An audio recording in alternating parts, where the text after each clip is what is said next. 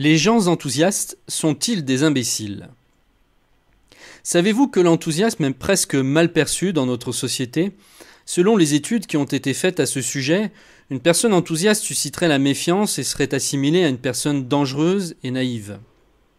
Cette forme de mépris serait due en partie au contexte économique de ces dernières décennies, qui ne rassure pas, et à notre culture judéo-chrétienne, tellement attachée à la souffrance depuis si longtemps.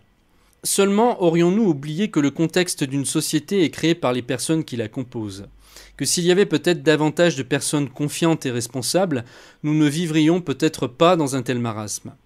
Pensez-vous réellement que le fait d'être découragé et négatif puisse être utile à quoi que ce soit? La culture du pessimisme chez certains est devenue prédominante.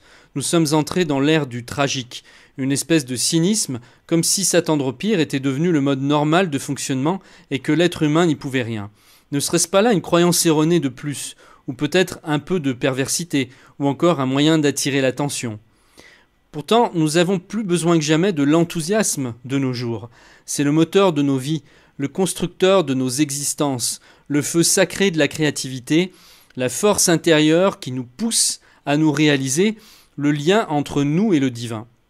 Il nous fait franchir la barrière de la peur et nous fait passer du mode de survie à la vraie vie.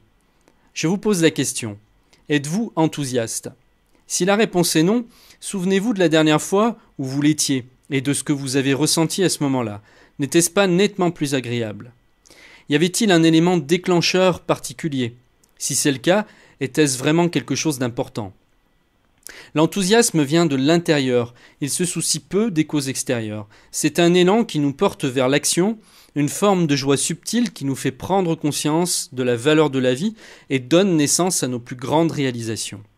Il trouve sa source bien au-delà du mental et nous relie au véritable être que nous sommes. Passer une journée sans enthousiasme est un peu comme une journée gaspillée. Il n'est pas à confondre avec la frénésie ou une excitation passagère. Sa présence est le signe que nous sommes sur la bonne voie. Rien de tel pour se rendre compte si le métier que nous faisons nous correspond, si notre vie privée est celle que nous désirons, si nous sommes à notre place, tout simplement. Certains objecteront peut-être « oui, mais les circonstances actuelles ne me permettent absolument pas d'être enthousiaste ». Bien entendu, il y a des journées dans notre vie où il nous sera difficile, voire impossible de l'être. Mais veillez à ce que cela ne dure pas trop longtemps, car le manque d'enthousiasme ne vous mènera nulle part, quelles que soient les circonstances.